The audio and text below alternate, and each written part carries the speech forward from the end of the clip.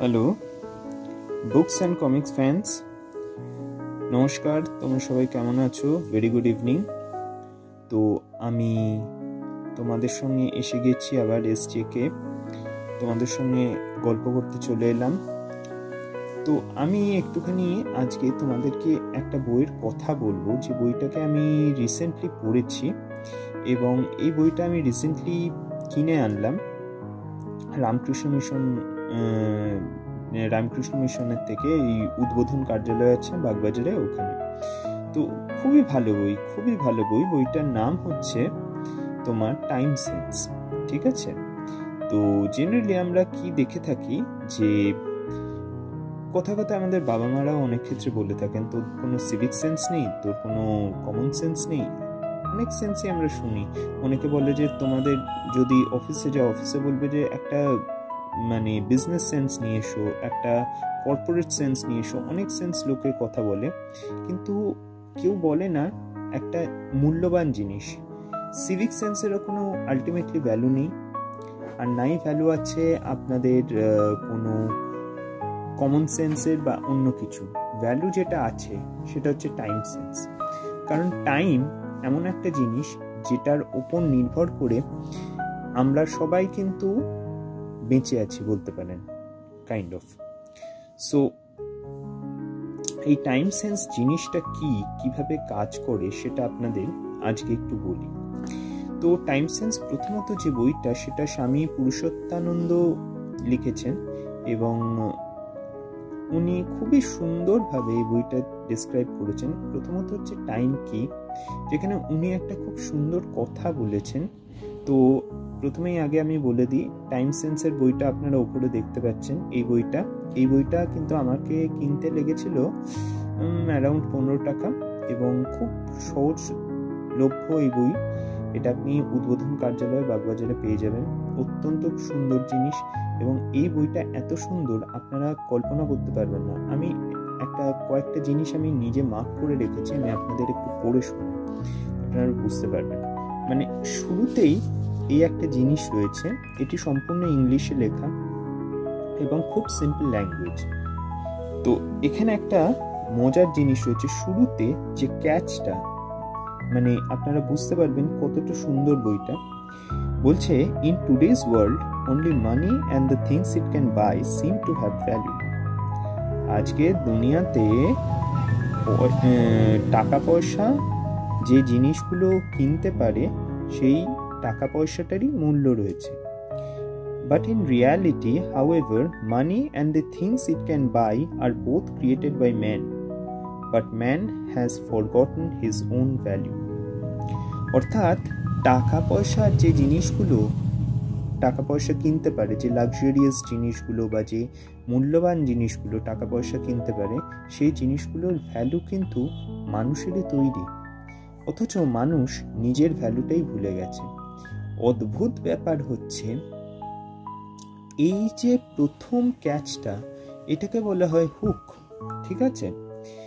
বই যখনই শুরু হয় তখন এমনভাবে শুরু করা হয়, মানুষের একটা কথায় মানুষ কি করে লোককে অ্যাট্রাক্ট করে নেয়, সেটার এই ক্যাচ পয়েন্ট হচ্ছে এই শুরুর প্যারাগ্রাফ। এবং শুরুতে এই যে জিনিসটা বলা হয়েছে, দিস ইজ বিউটিফুল, এত সুন্দর হুক ব্যবহার করা হচ্ছে, it instantly catches the attention of the reader. এবং এখানে কিন্তু আমি বলছি একটা বিশাল বড় আহামরি বিশাল ভালো ভাষায়, সেটা কিন্তু নয়। খুব সাধারণভাবে আপনাদের কাছে তুলে ধরা হচ্ছে একটা সিম্পল কথা, যে টাকা পয়সার মূল্য রয়েছে, নো ডাউট, কিন্তু তার থেকেও মূল্য রয়েছে কার? মানুষের। এবং আর একটা মজার কথা শুনবেন, তারপরের হুকটা শুনবেন, আপনার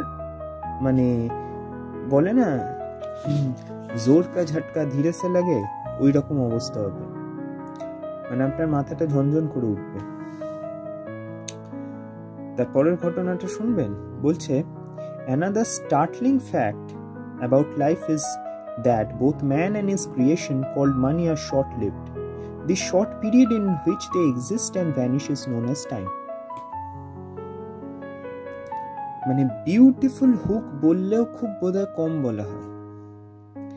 কত ছোট কথায় কত মানে কি বলবো একটা খুব গুরুত্বপূর্ণ কথা তুলে ধরা হয়েছে, এটা আপনারা না মানে বিশ্বাস করতে পারবেন না, এটা আপনারা মানে না শুনলে বা না দেখলে। It's unbelievable, it's really unbelievable.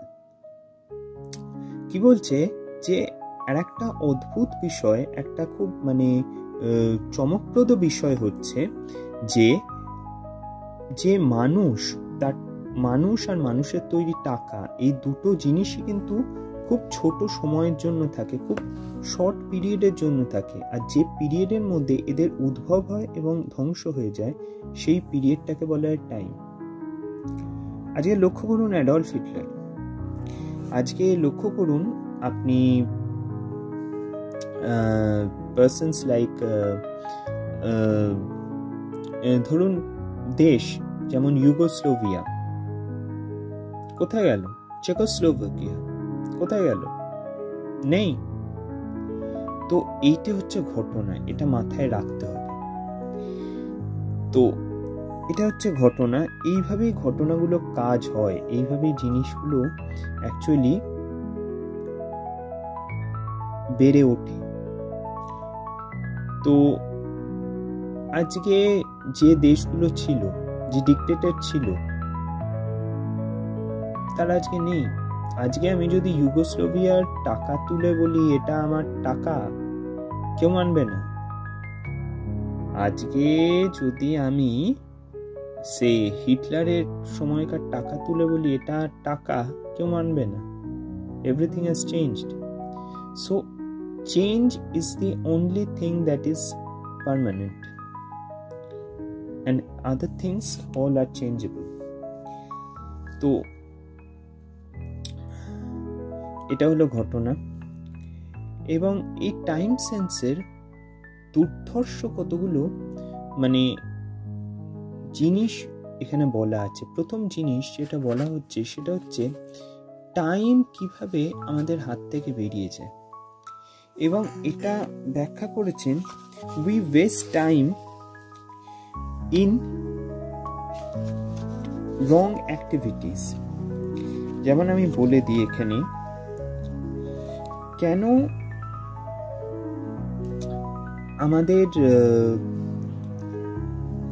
মানে কি বলবো আমাদের কেন সময় এত নষ্ট হয়, তার প্রধান কথা এখানে দেখবেন 5 নম্বর পয়েন্টে একটা দেওয়া আছে। সেটা হচ্ছে এটা হচ্ছে মেন, এই যে এতগুলো কথা লেখা আছে তার মধ্যে মেন হচ্ছে এটা, be very clear about what you wish to do however trifling the work may be. ঠিক আছে, সো এখানে যেটা বলা হচ্ছে be very clear about what you wish to do, ঠিক আছে, however trifling the work may be. So ব্যাপারটা দাঁড়াচ্ছে হচ্ছে যে আমি কি করব সেটা আমাকে আগে ক্লিয়ার করতে হবে। এটা সব থেকে বড় ঘটনা কেন বলি, ব্রায়ান ট্রেসি যিনি মানে বিখ্যাত কতগুলো বই লিখেছেন, তিনি তার একটা বই রয়েছে গোলস, যেটা আপনারা দেখতে পাচ্ছেন স্ক্রিনে। এই বইটাতে ইনি একটা দুর্ধর্ষ কথা বলেছেন, মানুষ 95% মানুষ কোনোদিনও কোনো কিছু পায় না। তার প্রধান কারণ হচ্ছে যে এই 95% মানুষ কিন্তু নিজেরা কোনো গোল সেট করে না। ঠিক আছে, they don't set any goals. কেন গোল সেট করে না? Because they are not clear what to do. এই কারণে এরা দিন দিন পিছিয়ে যায় এবং আলটিমেটলি কি হয়, ওই গবলিনের ভাষায় they fell, fall and die trying. That's what it is. That's exactly what it is. আজকে কেন এত সমস্যা হচ্ছে সেটা আজকে আমাদের বুঝতে হবে। এবং বুঝবো কি করে? বুঝতে তখনই আমরা পারবো যখন we have a clear understanding. আমাদের যতক্ষণ না জিনিস কিছু ক্লিয়ার থাকবে ততক্ষণ আমরা কোনো কিছুই বুঝতে পারবো না, আমরা কোনো কিছু জানতে পারবো না। ঠিক আছে, তো এবার এগুলো হচ্ছে ঘটনা। এবার সেকেন্ড, এখানে 4টে জেনারেলি এই বইটাতে আপনারা দেখতে পারবেন, এখানে 4টে চ্যাপ্টার জেনারেলি রয়েছে এবং এই চ্যাপ্টারগুলোর মধ্যে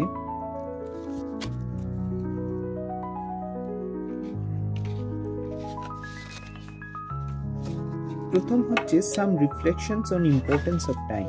টাইম কেন important, and most importantly time is important for, আমি এটা যেটা পড়ে আমার যেটা ফিলোসফিক্যালি আমি বুঝেছি, time is important for different people in different areas এবং time is utilized by everybody for only one thing, profitability। এবার প্রফিটেবিলিটি যেটা থাকে সেটা মানুষের উপর ভ্যারি করে।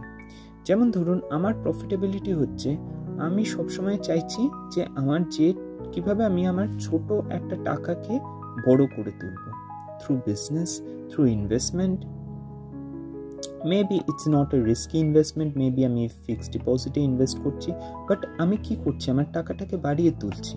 ইন দ্য সেম ওয়ে একটা যে ডে ড্রিমিং করছে, যে শুধু বসে বসে বড় বড় কথা ভাবছে, সে কি করছে, আমি মার্সিডিজ চালাবো, আমি অডি চালাবো, BMW চালাবো, আমি বিশাল বড় ম্যানশনে থাকবো, সে ডে ড্রিমিং করে যাচ্ছে। কিন্তু সে কি করছে, he is utilising the time for his profitability. তার প্রফিটেবিলিটিটা কি, তার প্রফিটেবিলিটিটা হচ্ছে আমি এই বড় বড় স্বপ্ন চিন্তা করে I am happy. But the fact is that সে কিন্তু বড় বড় স্বপ্ন চিন্তা করে হ্যাপি হচ্ছে না। At the end of the day, এই যে আমাদের পাশের রাজ্য বাংলাদেশ বলে যে রাজ্য, সেখানে এখন কি হচ্ছে, মার দাঙ্গা। কেন? কারণ তাদের মেইন যে এজেন্ডা ছিল যে দেশটাকে দাঁড় করাতে হবে, মাননীয় শ্রীমতী শেখ হাসিনা যতক্ষণ ছিলেন তিনি দুর্ধর্ষভাবে দেশটাকে পালন করেছেন। কিন্তু তার অবর্তমানে আমরা কি দেখছি, যারা কিছু দাঙ্গাবাজ লোক, তারা তো সনাতন ধর্মীদের হত্যা করছেই, তাছাড়া নিজেদের মসজিদ, নিজেদের প্রার্থনা স্থল, নিজেদের লোকজন, তাদের মধ্যেই মারপিট বেঁধে যাচ্ছে। এটা কেন হচ্ছে? কারণ ওই যে শুরুতে বললাম, lack of understanding, lack of clear vision. আমার যদি ক্লিয়ার একটা ভিশন না থাকে যে আমি কি করব, কিভাবে এগোবো জীবনে, কিচ্ছু হবে না। বন্দুক দিয়ে গুলি করেও কিছু হবে না, আর চিৎকার করেও কিছু হবে না, পয়সা খাটিয়েও কিছু হবে না, কিছুতেই কিছু হবে না। আমাকে আগে ভিশনটা রাখতে হবে। এবং ভিশনটা কি হওয়া দরকার? ভিশনটা হচ্ছে এস্টাবলিশমেন্ট, সেলফ এস্টাবলিশমেন্ট। ব্যবসা করো, ব্যবসায় উন্নতি করো, তাছাড়া হচ্ছে ভালো রোজগার করো, টাকা ইনকাম করো, নিজের পায়ে দাঁড়াও। এটা বলছি না যে বিশাল টাকা করো, গাড়ি করো, বাড়ি করো, ফ্ল্যাট কেন, এটা বলছি না। নিজের জীবনটা যাতে নিজে মজবুত করে থাকতে পারে, যেখানেই থাকো। এটাই হচ্ছে ভালো, মানে একটা সুখের জীবনের জায়গা। মাথার উপর ছাদ, খাবার এবং একটা proper education, proper establishment, livelihood, যেখান থেকে আমি ভালো ইনকাম করতে পারছি। এই বিষয়গুলো যতক্ষণ না বোঝানো যায় ততক্ষণ হয় না। এবং এটা তখনই আসবে যখন এই যে বললাম টাইম সেন্স যখন থাকবে তখনই এই জিনিসগুলো আসবে। তো এই যে টাইম সেন্স কি করে আমরা তৈরি করব? টাইম সেন্স তখনই তৈরি হবে যখন আমার একটা প্রপার গোল থাকবে। লাইফে দুটো জিনিস থাকে, একটা হচ্ছে টার্গেট, একটা হচ্ছে ডেডলাইন। এই টার্গেট আর ডেডলাইন যারা মানতে পারে তাদের জন্য কোনো কিছু অসম্ভব না। আর যারা টার্গেট আর ডেডলাইনটাকেই ভুলে যায় তাদের জন্য সম্ভব ও অসম্ভব হতে বেশিক্ষণ দেরি লাগে না। তো এই গেল ব্যাপারগুলো। এবং তাছাড়া আর একটা টাইম সেন্স ডেভেলপ করবার ভালো বিষয় যেটা হচ্ছে সেটা হচ্ছে prayer and auto suggestion. Prayer and auto suggestion বিষয়টা কিরকম জানেন তো? প্রেয়ার মানে হচ্ছে প্রার্থনা করা, তবে এখানে শুধু ঈশ্বর প্রার্থনা না, প্রার্থনা নিজেকে। আপনার অন্তরাত্মা, আপনি শরীরটা নন, আপনি হচ্ছেন আত্মা, এবং আপনার অন্তরাত্মার কাছে আপনি নিজেকে নিজে বলিষ্ঠ করে তুলুন যে হ্যাঁ আমি পারবো, আমি চিনবো, আমি জানবো, আমি এগোবো। তো এই বিষয়গুলো যতক্ষণ না আপনারা মেনে নেবেন, যতক্ষণ না আপনারা নিজেরা নিজেদের হৃদয়ে বাজিয়ে তুলবেন বা ফুটিয়ে তুলবেন, আপনারা কোনোদিনই এগোতে পারবেন না। অটো সাজেশন যেটা আসে সেটার মানে হচ্ছে অ্যাফার্মেশন। এখন ইউটিউবের যুগে, টেকনোলজির যুগে খুবই সুবিধা হয়ে গেছে। আপনারা কি করতে পারেন, আপনারা রেগুলার একটা খুব ইজি প্রসিডিওরে কাজ করতে পারেন। সেই কাজটা কি? কাজটা হচ্ছে to understand what is going on in the world. ঠিক আছে? তো সেটা কিভাবে আপনি করবেন? How to understand what is going on in the world. To understand everything that is going on in the world, আপনাকে শুধু বাইরের নলেজটা নিলে চলবে না, আপনার নলেজটা নিতে হবে। The person who knows himself nose everything. যে নিজেকে চেনে না, কাউকে চেনে না। তো এই বিষয়গুলো আপনাদেরকে জানতে হবে, এবং আলটিমেটলি আপনাদের যেটা করতে হবে সেটা হচ্ছে আপনাদেরকে অ্যাফার্মেশন করতে হবে, হ্যাঁ আমি পারবো, আমি দেখছি তো, করছি তো, নিচ্ছি তো, যাচ্ছি তো। ওই মানে কি বলবো, ওই কাঁদুনে গান আমরা বলি, এটা কর্পোরেট যারা রয়েছে বা যারা একটু ভালো চাকরি করছে, বা মিলিটারি ভাষা, সব থেকে ভালো হচ্ছে মিলিটারি ভাষা, এটাকে বলা হয় কাঁদুনে গান। করছি তো, নিচ্ছি তো, যাচ্ছি তো, করছি তো, ঝিনচাক সেই একটা হয় না মিউজিক, ওই রকম শুনতে লাগে। তো বেসিক্যালি ব্যাপারটা হচ্ছে আমাকে এখনই করতে হবে, আই উইল ডু ইট, আমি করব, এখনই করব, এন্ড ডু ইট নাও। এখার্ট টোলের একটা বই আছে, দি পাওয়ার অফ নাও, সেটা নিয়ে পরে একদিন নয় আলোচনা করব, খুব সুন্দর বই।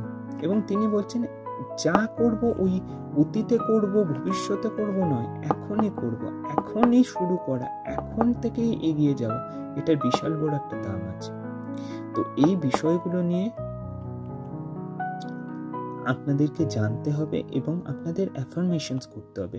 আমাকে যদি বলেন, আমি বলবো ইউটিউব আজকে খুবই সাহায্য করছে, এবং ইউটিউবে নানান অ্যাফার্মেশন ভিডিওস রয়েছে। যেমন হচ্ছে অ্যাফার্মেশনসগুলো হচ্ছে I am rich, I am intelligent, I am developing, I am progressing. সবসময় একটা পজিটিভ টোনে সে কথা বলে যাচ্ছে।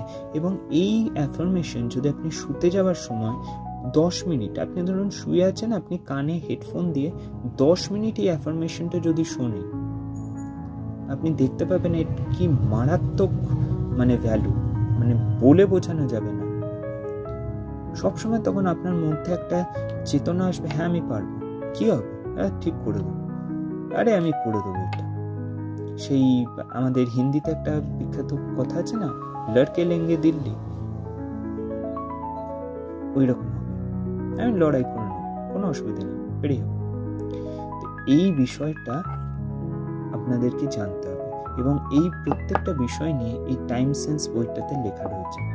স্বামী পুরুষোত্তমানন্দর আরেকটি বই রয়েছে, দ্য সিক্রেট অফ কনসেন্ট্রেশন, যেটা আমি আগে পড়েছি, খুবই সুন্দর বই। সেটা নিয়ে আমি নেক্সট এপিসোডে কথা বলবো। এবং আজ থেকে আমরা যে এই এপিসোডটা শুরু করলাম, এই এপিসোডের মাধ্যমে আপনাদেরকে অনেক কিছু আমি জানাবো।